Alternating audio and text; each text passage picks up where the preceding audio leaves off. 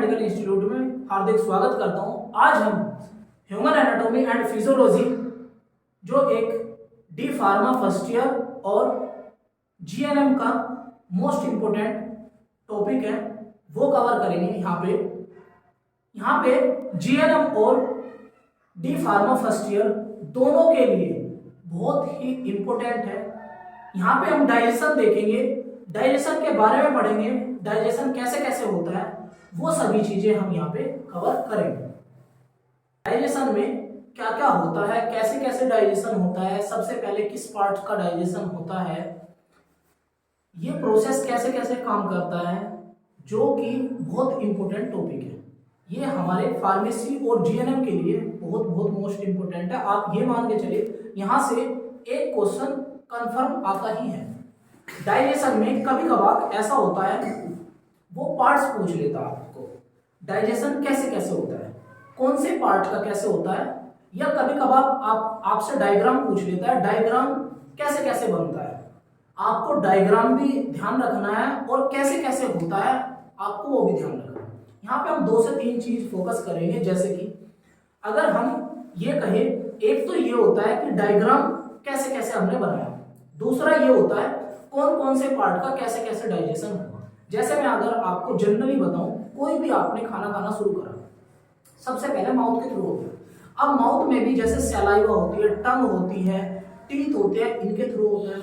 फिर उसके बाद जो ये नली होती है हम इसे कहते हैं इसोफेगस, इसोफेगस के थ्रू डाइजेशन होता है। उसके बाद आ जाता है स्टोमक, आ जाता है पैनक्रियास, आ जाता है लीवर, आ जाता है गोल ब्लेडर, आ जाता है स्मॉल इंटेस्टाइन, आ जाता है लार्ज इंटेस्टाइन, हो जाता है आ जाता है उसके थ्रू फिर बाहर निकल जाता है एनस के थ्रू। ये प्रोसेस में कहां कहां कौन से एंजाइम की हेल्प हुई, क्योंकि डाइजेशन कौन करता है, एंजाइम करते हैं। किसी भी चीज को पचाने का जो काम करते हैं वो हमारे एंजाइम करते हैं। कौन कौन से एंजाइम कैसे कैसे डाइजेशन करते हैं, किस किस चीज का करते हैं वो हम यहाँ देखेंगे। जैसे कि आपके सामने एक डायग्राम बना है जो कि डाइजेशन का है। यहाँ पे डाइजेशन कैसे कैसे होता है, जैसे देखो ये ह्यूमन का डायग्राम है। यहाँ पे आप देखेंगे अगर माउथ के थ्रू जो डायग्राम है आपके पास, माउथ के थ्रू हम देखें सबसे पहले डायग्राम कैसे कैसे होता है। अगर हम डायग्राम में देखें, माउथ के थ्रू ये हो रहा है डायग्राम आपका, देखो जैसे माउथ के थ्रू हमने ये कहा, यहां पे आ जाती है आपके पैलेट, अल्वा, टंग, टीथ, इनके थ्रू सबसे पहले डाइजेशन होता है। कोई भी चीज आप खाएंगे, उसके बाद यहाँ पे कुछ सैलिवरी ग्लैंड होती है। जो सैलिवरी ग्लैंड होती है वो कौन कौन सी होती है, ये चीज हम देखते हैं। यहाँ पे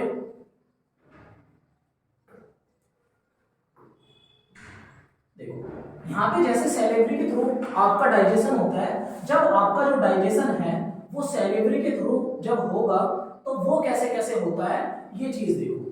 यहाँ पे मैंने कहा एक तो सबलिंगुअल होती है, एक होती है सबमैंडिबुलर, एक होती है पैराटोनल। इन तीनों के थ्रू जो आप कहते हैं ना लार, हिंदी में जैसे हम बोलते थे लार आ जाती है, उसमें मिक्सअप करके हमारा डाइजेशन किसके थ्रू, इसोफेगस के थ्रू, ये हमारा इस नली में आ जाता है। ठीक है, जैसे जैसे डाइजेशन होता है माउथ में, जैसे हम उसे अच्छे से चबाते हैं, जब ये नीचे आ जाता है उसके बाद क्या होता है, यहाँ पे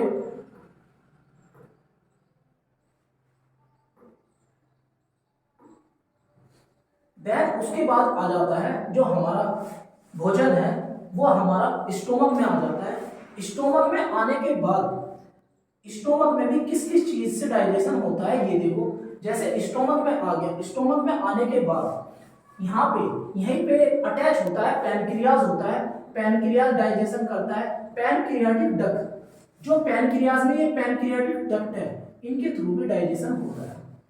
नेक्स्ट यहाँ पे लीवर, लीवर होता है, लीवर के थ्रू होता है। गोल ब्लैडर हो गया, कॉमन बाइल डक्ट हो गया। जो गोल ब्लैडर होता है हम उसे पित्त की थैली भी बोलते हैं।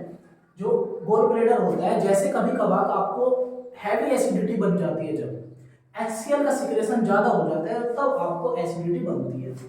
देन उसके बाद स्मॉल इंटेस्टाइन के थ्रू होता है। स्मॉल इंटेस्टाइन में ड्यूडेनम पार्ट होता है, जेजेलम होता है, इलियम होता है। इन तीनों पार्ट ये 3 पार्ट होते हैं, इनके थ्रू होता है।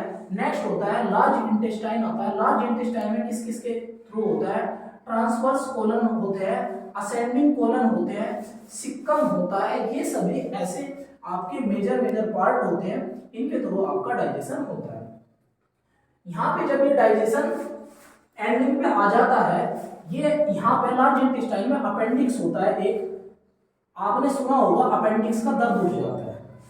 ये एक तरह का वेस्टिगल ऑर्गन है, इसका कोई यूज नहीं है। वेस्टिगल ऑर्गन उन्हें कहते हैं जिसका हमारी बॉडी में यूज ना हो। जब इसका किसी के कभी दर्द उठ जाता है तो डॉक्टर इसे हटा देते हैं ऑपरेशन करके, और एनस के थ्रू ये हमारा सारा का सारा जो डाइजेस्ट हुआ फूड है वो बाहर निकल जाता है।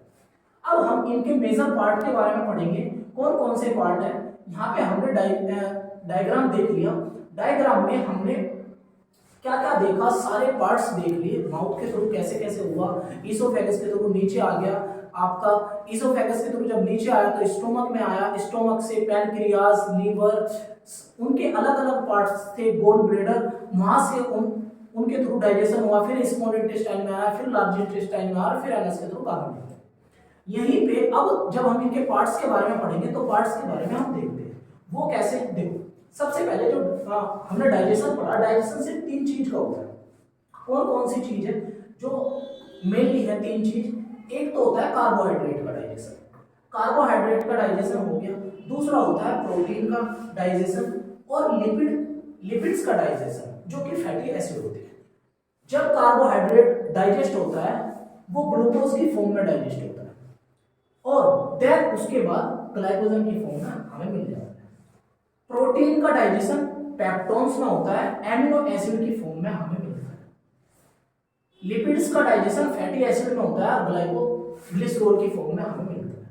ये इस तरीके से डाइजेशन होता है, और इन्हीं 3 चीजों का डाइजेशन होता है, हमें इन्हीं से एनर्जी मिलती है। ठीक है जी, ग्लाइकोजन की फॉर्म में, एमिनो एसिड की फॉर्म में, ग्लूकोज की फॉर्म में, इस तरीके से डाइजेशन होता है। अब कैसे कैसे और डाइजेशन होता है, यहाँ पे हमने एक चीज और देखी डाइजेस्टिव सिस्टम में। जैसे हमने ये कहा माउथ के थ्रू होता है, माउथ के थ्रू जो डाइजेशन होता है, जैसे हमने ये कहा डाइजेस्टिव ग्लैंड और एक्सोक्राइन ग्लैंड्स जो होती है, कौन कौन सी होती है? ग्लैंड्स क्या होती है? देखो ग्लैंड्स जो होती है, एक तो होती है एंडोक्राइन ग्लैंड, एक होती है एक्सोक्राइन ग्लैंड्स। ठीक है, वही चीजें यहाँ पे है। तो यहाँ पे हमने एक चीज मेंशन की हुई है। सबसे पहले जैसे मैंने कहा माउथ के थ्रू जब डाइजेशन होता है तो माउथ के थ्रू डाइजेशन जो हो रहा है फिर कौन कौन से पार्ट, जैसे मैंने कहा माउथ के थ्रू डाइजेशन होगा। माउथ में माउथ कैविटी आ गई, ओरल कैविटी आ गई, बक्कल कैविटी होगी, फूड पाइप हो गया, या ईसोफेगस हो गया। ई यहाँ पे ई लगा लेना, ईसोफेगस। और स्टोमक के थ्रू होता है, स्मॉल इंटेस्टाइन के थ्रू होता है, लार्ज इंटेस्टाइन के थ्रू होता है। इस तरीके से हमारा डाइजेशन होता है। ये किस किस कौन कौन से इनके पार्ट होते हैं मेजर, उनके बारे में हमने पीछे देख ही लिया डायग्राम में। नेक्स्ट यहाँ पे आ जाता है माउथ के थ्रू। अब जैसे देखो हमने ये चीज तो देख ली कौन कौन से के थ्रू कैसे कैसे होता है, किस किस पार्ट्स के थ्रू। अब यहाँ पे जैसे माउथ के थ्रू होता है तो माउथ में किस किस के थ्रू कैसे कैसे होता है। जैसे देखो टीथ, माउथ में 2 तरीके से जो मेनली होता है, एक तो होता है टीथ के थ्रू, एक होता है टंग के थ्रू। अगर टीथ के थ्रू हम बात करें, टीथ के थ्रू होता है, और टंग के थ्रू डाइजेशन होता है। अगर टीथ के थ्रू बात करें, टीथ की स्टडी को कहते हैं ओडेंटोलॉजी, और टंग के थ्रू होता है। टंग के थ्रू कैसे कैसे होता है, सैलाइवा होता है, सैलिवरी ग्लैंड्स होती है, कौन कौन से मेजर जो पार्ट है। सबसे पहले अब हम यहाँ पे माउथ के थ्रू जब हम डाइजेशन देख रहे थे तो माउथ के थ्रू में सबसे पहले आपके टीथ की बात, कितने टीथ होते हैं, कैसे होते हैं, मिल्क वाले टीथ कौन से होते हैं। और देखिए यहां से जैसे हमने टीथ की बात करी, देखो जो आपने सुना होगा 32 टीथ और 20 टीथ। जो बच्चे होते हैं उनमें स्टार्टिंग में 20 टीथ होते हैं, जैसे जैसे बच्चे बड़े होते जाते हैं ये हमारे 32 दांत हो जाते हैं। वो कौन कौन से होते हैं, ये यहाँ पर देखिए, देखो इंसिजर होते हैं जिसे हम फरंतक बोलते हैं, कैनाइन होते हैं, प्रीमोलर होते हैं, और मोलर होते हैं। अब इनका क्या क्या रोल है, जो इंसिजर होते हैं फिर वो स्माइल टीथ होते हैं। जैसे आपने देखो कि जब कोई भी स्माइल करता है स्टार्टिंग के दांत दिखते हैं जो सामने के दांत होते हैं, हम इन्हें स्माइल टीथ भी बोलते हैं, और ये आठ आठ होते हैं, और हम इन्हें कटिंग टीथ भी बोलते हैं। चार ऊपर होते हैं, चार नीचे होते हैं। क्या होते हैं? इंसिजर। देन आ जाता है कैनाइन। कैनाइन जो होते हैं वो चार होते हैं, और टीयरिंग, ये क्या होते हैं? चीर फाड़ने का काम करते हैं। उसके बाद आ जाता है प्रीमोलर। प्रीमोलर कितने होते हैं? ये भी 8 होते हैं। ये पीसने का काम करते हैं। जैसे बहुत बार जब हम कुछ हल्का सा हार्ड फूड ले या कोई भी खाना ऐसा खाए, उसे पीसने का काम कौन करते हैं? प्रीमोलर का करते हैं। नेक्स्ट आ जाता है मोलर। मोलर कितने होते हैं? 12 होते हैं। ये मिक्सिंग करने का काम करते हैं, मिलाने का काम करते हैं। देन बच्चों में, बस बच्चों में इतना डिफरेंस है, बच्चों में प्रीमोलर नहीं होते। इंसीजर भी 8 होते हैं, कैनाइन भी 4 होते हैं, और मोलर 8 होते हैं, प्रीमोलर नहीं होते। और यहाँ पे मोलर 12 होते हैं बड़ों में, वहां पे 8 होते हैं, और दोनों ऊपर के सेम होते हैं। ये बच्चों के और बड़ों के टीथ हो गए। आपसे कभी कभी एग्जाम में ना डायरेक्टली ये फॉर्मूला भी आता है कि टीथ का फॉर्मूला होता है। टीथ का फॉर्मूला बहुत बार एग्जाम में पूछ लिया जाता है, ध्यान रखना। तो इसको हम कैसे, इसी में एक आता है विजडम टीथ। विजडम टीथ कौन से होते हैं? जो अक्कल की दाढ़ होती है ना, अक्कल की दाढ़, ये विजडम टीथ में आती है। एक तरह का ये वेस्टिबल ऑर्गन है। वेस्टिबल ऑर्गन हमने क्यों कहा? जो मोलर होता है वो वेस्टिबल ऑर्गन में क्यों आता है? क्यों? क्योंकि इसका मोस्टली यूज नहीं है हमारी बॉडी में। वेस्टिबल ऑर्गन उन्हें कहते हैं जिनका यूज नहीं। जैसे अपेंडिक्स मैंने कहा था, अपेंडिक्स क्या है? अगर किसी के दर्द उठता है, किसी किसी को उठता है, किसी को नहीं, अगर उठ जाता है उसे डॉक्टर ऑपरेशन के थ्रू हटा देता है। सेम ये जो मोलर होते हैं इनका भी यूज नहीं है, प्रीमोलर का यूज है, और सभी का है। इंसिजर कहना है सभी का। अब जैसे विजडम टीथ में को एक तो विजडम टीथ आते हैं, कहने का मतलब वेस्टिबल ऑर्गन में एक अपेंडिक्स आता है, अपेंडिक्स आता है, बॉडी के हेयर आते हैं, टेल बोन आती है, और ईयर मसल्स आती है, ईयर मसल्स आती है। ये सभी विजडम ऑर्गन में आपके आते हैं। नेक्स्ट आपका आ जाता है यहाँ पे सबसे ज्यादा जो पूछने वाला है वो डायरेक्टली कभी कभार फॉर्मूला पूछ लेता है। अभी मैंने आपको क्या चीज बताई? मैंने आपको ये चीज बताई, जो इंसिजर होते हैं वो 8 होते हैं, कैनाइन 4 होते हैं, प्रीमोलर 8 होते हैं, और मोलर 12 होते हैं। इन सभी में से अगर जैसे ये 8 होते हैं इंसिजर, 2 यहाँ पे लो, 2 यहाँ पे लो, 2 यहाँ पे लो, 2 यहाँ पे, इस तरीके से डिवाइड कर लो। कैनाइन 4 होते हैं तो एक यहाँ पे, एक यहाँ पे, एक यहाँ पे, एक यहाँ पे, डिवाइड कर लो इन्हें बराबर। प्रीमोलर 8 होते हैं तो 2 2 2 2, मोलर 12 होते हैं 3 3 3 3। आपका फॉर्मूला बन गया डायरेक्ट 21 23 डिवाइड बाय 21 23 इंटू 2। बस इस तरीके से आपका ये फॉर्मूला बन जाता है, ठीक है।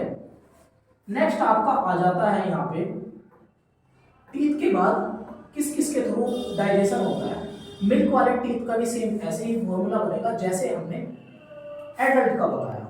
यहाँ पे आ जाता है नेक्स्ट, जो डाइजेशन होता है वो सैलाइवा के थ्रू होता है, जो कि सैलिवरी ग्लैंड है। सैलाइवा का पीएच कितना होता है? 6.8 होता है, जो कि सैलिवरी ग्लैंड होती है। अब सैलिवरी ग्लैंड में कौन कौन से मेजर पार्ट होते हैं? देखो, सबसे जो मेजर डिफरेंस है बच्चों को जो आता है, बच्चे सोचते हैं जीभ के थ्रू हमें कैसे पता चलता है कि अगर हमने मीठा खाया तो मीठे का ये स्वाद है, तीखा खाया तो तीखा, चटपटा खाया तो चटपटा। ये सारे स्वाद हमारे सैलिवरी ग्लैंड के कारण होते हैं। जैसे कि कैसे कैसे होते हैं सैलिवरी ग्लैंड के कारण? देखो, हमने ये कहा सैलिवरी ग्लैंड, यहाँ पे जो हमारी जीभ होती है, टंग होती है, जो ये आगे के पार्ट होता है, जीभ का जो आगे का पार्ट होता है, यहाँ पे ये ऐसी इस तरह के स्वीट वाली ग्लैंड होती है।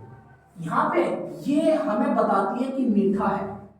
और जो साइड होती है, जीभ के जो साइड का पार्ट होता है, यहाँ पे होता है साल्टी ग्लैंड्स होती है। साल्टी मतलब नमकीन। अगर आप नमकीन खा रहे, कोई भी नमक का खा रहे, तुरंत पता चल जाता है। देन बीच में होता है सोर, खट्टा, खट्टे का हमें यहाँ से पता चलता है। और जो सबसे पीछे का साइड का पार्ट होता है वो होता है बीटर। इसीलिए आपने देखा होगा जब हम गोली लेते हैं हमें आगे से पता नहीं चलता, पीछे से पता चलता है। जैसे ही नीचे नीचे जाती रहती है तुरंत पता लग जाता है गोली कट गई। और पीछे होता है माउथ कैविटी यहाँ पे। और सबसे पीछे जो होता है ऑनियन, गार्लिक और जिंजर, इसको पहचानने वाले सेंसरी वो होते हैं, ग्लैंड्स होती है। ये एक सेंसरी ऑर्गन है। जीभ क्या है? एक सेंसरी ऑर्गन है। यह एक मस्कुलर ऑर्गन भी कहा जाता है। हायोड बोन होती है, थ्रोट बोन होती है, ठीक है जी। नेक्स्ट इसमें आ जाता है, आप हमने यहाँ पे टंग के बारे में पढ़ लिया, सैलाइवा के बारे में पढ़ लिया, और हमने माउथ टीथ के बारे में पढ़ लिया। अब सैलाइवा को हमने दो भागों में बांटा। जैसे हमने इसे दो भागों में डिवाइड करा, यहाँ पे हम देखते हैं सैलाइवा के अंदर वाटर होता है 45% और सैलिवरी एमाइलेज होता है 5%। सैलिवरी एमाइलेज जो कि एंजाइम है क्या, टाइलिन एमाइलेज का। नेक्स्ट ये कार्बोहाइड्रेट का 70% ग्लूकोज में कन्वर्ट कर देता है। नेक्स्ट आ जाता है यहाँ पे जो हमारी ईसोफेगस होती है। ईसोफेगस, सपोज करो ये ईसोफेगस की एक स्ट्रक्चर है, मैंने ऐसे बना रखा है। आप सोचोगे यहाँ पे तो दो वो बना रखे हैं ये ईसोफेगस की, ये आपने दो क्यों कर रखे हैं?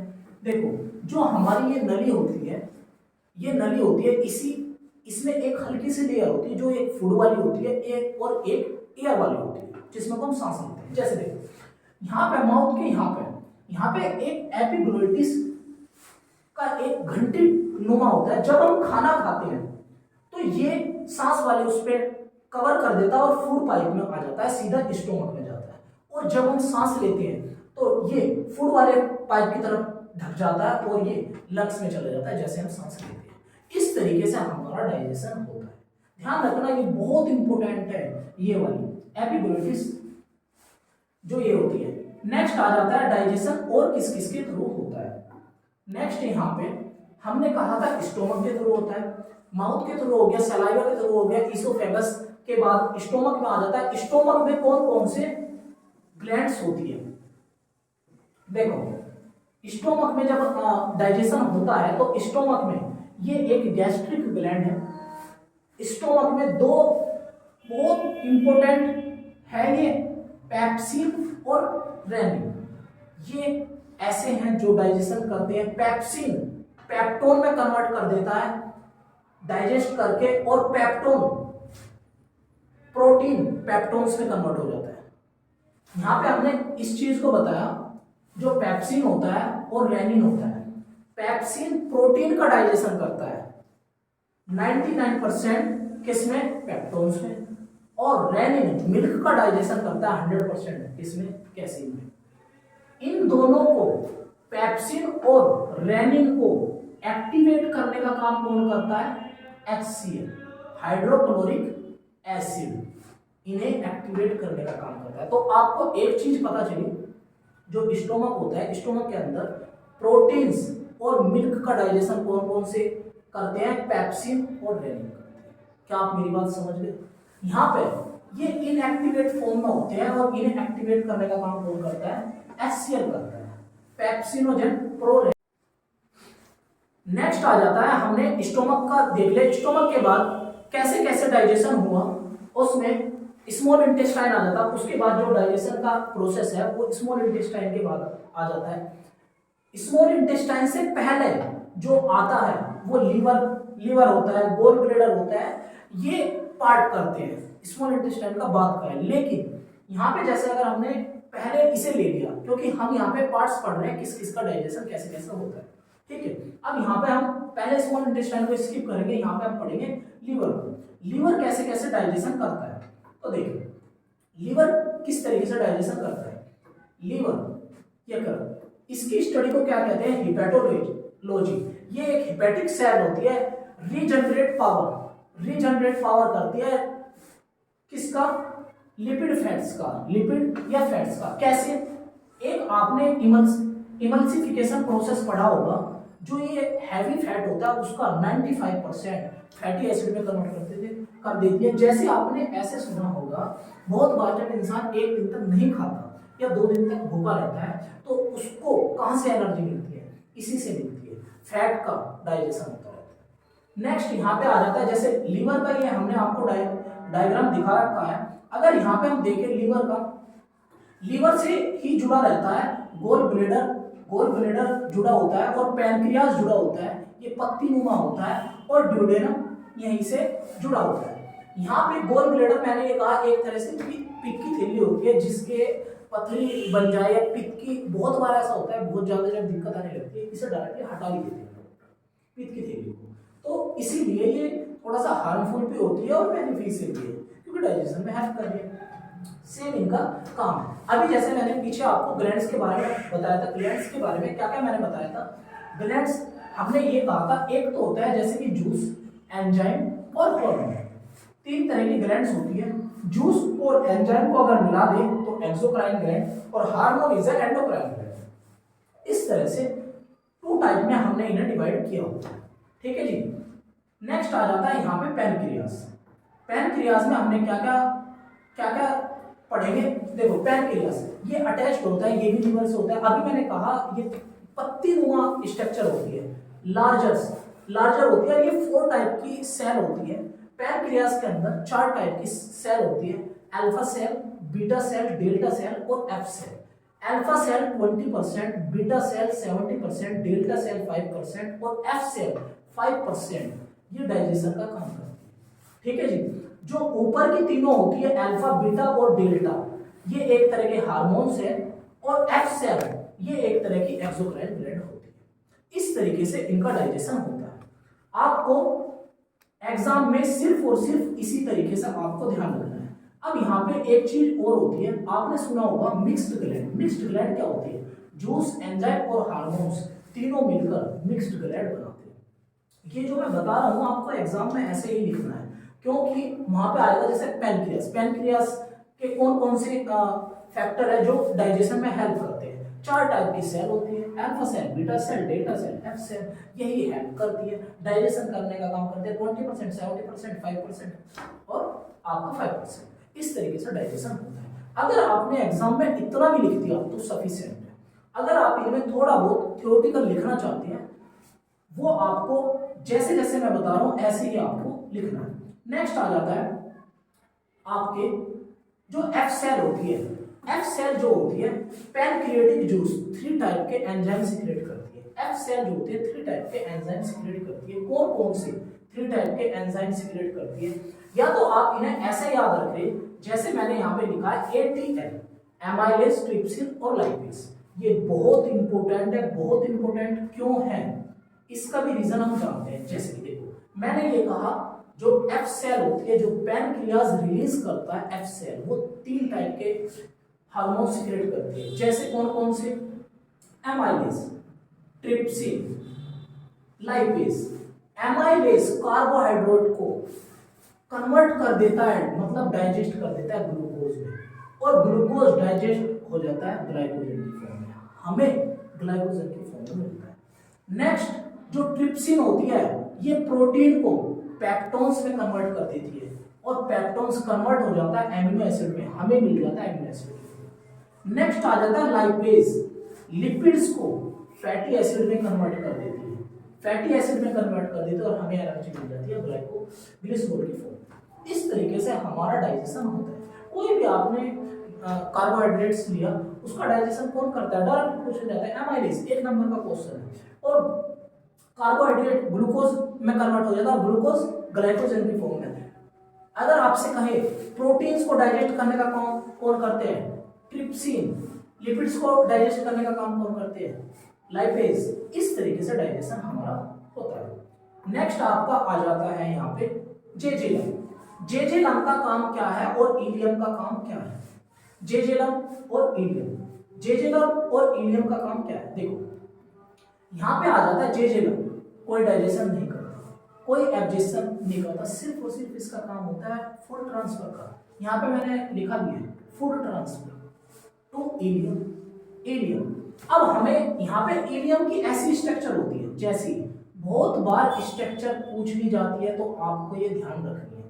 इस तरह की इलियम की स्ट्रक्चर होती है, जो ये इस तरह से मुड़ा होता है, इसे कहते हैं विलाई।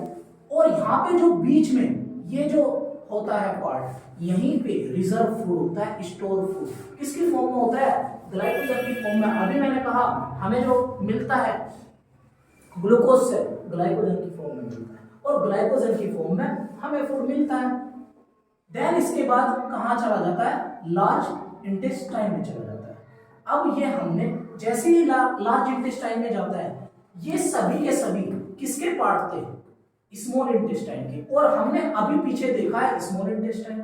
स्मॉल इंटेस्टाइन मैंने ये कहा था, पहले हम लीवर पढ़ेंगे, उससे के बाद बढ़ेंगे। स्मॉल इंटेस्टाइन के ये तीनों पार्ट्स थे जो कि हमने आगे देख चुके। 3 पार्ट्स थे, ड्यूडेनम, जेजेनम और इलियम। इस तरह से ये आप हल्का सा इस तरीके से स्ट्रक्चर बना सकते हैं। ठीक है जी। ये 6 से 6.25 मीटर का होती है जो स्मॉल इंटेस्टाइन होता है। उसके बाद भोजन डाइजेस्ट होके कहाँ चला जाता है, हमारे लार्ज इंटेस्टाइन में चला जाता है। और लार्ज इंटेस्टाइन में कैसे कैसे डाइजेशन होता है अब हम वो प्रोसेस देखेंगे। लार्ज इंटेस्टाइन के बाद एनस के थ्रू हमारी बॉडी से ये बाहर निकल जाता है और हमारा कंप्लीट डाइजेशन हो जाता है। अब जैसे हम यहाँ पे लार्ज इंटेस्टाइन की अगर हम बात करें तो देखो, लार्ज इंटेस्टाइन इसकी लेंथ कितनी होती है, 1 से लेकर 1.25 मीटर होती है। इस तरीके का मतलब डायग्राम मैंने बनाया हुआ है। ये क्या है, ये बीच में क्या है, ये स्मॉल इंटेस्टाइन। ठीक है, यहाँ पे क्या होता है, ये सिक्कम होता है, ये एनस होता है यहाँ के थ्रू, और यहीं पे मतलब अपेंडिक्स, वो जो मैंने आपको बताया था अपेंडिक्स जो होता है इसी का पार्ट होता है लार्ज इंटेस्टाइन का। और जब उसमें पेन ज्यादा हो जाता है तो उसे डॉक्टर काट मतलब ऑपरेशन करके हटा देते हैं। यहाँ पे इसमें किस किस के थ्रू होता है, अभी मैंने पहले डायग्राम में बताया, सिक्कम के थ्रू, कोलन के थ्रू और रेक्टम के थ्रू होता है। ये सिक्कम क्या होता है, एक तरह का वेस्टिबल ऑर्गन है जिसे हम अपेंडिक्स कहते हैं। ठीक है जी। यहाँ पे लार्ज इंटेस्टाइन में एक बैक्टीरिया होता है जिसे हमने नाम दिया है E coli bacteria. E coli bacteria का काम क्या है, ई कोलाई बैक्टीरिया जो ये होता है, ई कोलाई बैक्टीरिया, इसका जो फूड होता है वो वेस्ट मल होता है, और ये इसके बदले क्या काम करता है, डाइजेस्ट करता है, फूड को पचाने का काम करता है। जब एक चीज ली जाए और दूसरी दी जाए उस क्रिया को कहते हैं सिम्बायोटिक रिएक्शन, सहजीवी संबंध कहते हैं। और ये विटामिन B12 देने का काम भी करता है, विटामिन B12 देने का काम भी करता है। तो ध्यान रखना, लार्ज इंटेस्टाइन में कौन सा बैक्टीरिया पाया जाता है, ई कोलाई बैक्टीरिया पाया जाता है और विटामिन B12 देने का काम करता है। नेक्स्ट चीज, यहाँ पे आपको डाइजेशन कंप्लीट हो जाता है। जितना मैंने आपको पढ़ाया है डाइजेशन में, कैसे कैसे डाइजेशन हुआ, माउथ के थ्रू हुआ, आपकी सैलिवरी ग्लैंड के थ्रू हुआ, इसोफेगस के थ्रू स्टोमक में चला गया, फिर आपका लीवर के थ्रू हुआ, पैनक्रियास के थ्रू हुआ, गोल ब्लैडर के थ्रू हुआ, उसके बाद आपका स्मॉल इंटेस्टाइन में चला गया। स्मॉल इंटेस्टाइन के 3 पार्ट थे, उसके बाद आपका लार्ज इंटेस्टाइन में चला गया। यही प्रोसेस जैसे जैसे मैंने पार्ट्स बताए, जरूरी नहीं आप डायग्राम बिल्कुल अच्छा बनाए एग्जाम में, डिपेंड करता है आपसे जैसा बना है ऐसा ही बना दे, बस उसके जो मेजर जो जो फंक्शन है, जो जो पार्ट्स है वो बस मेंशन कर दे, ये मेन होता है। सेम अगर आपने इतना भी लिख दिया 99% आपका इससे बाहर कुछ नहीं, ऐसे ही आपको एग्जाम में लिखा है। Thank you so much.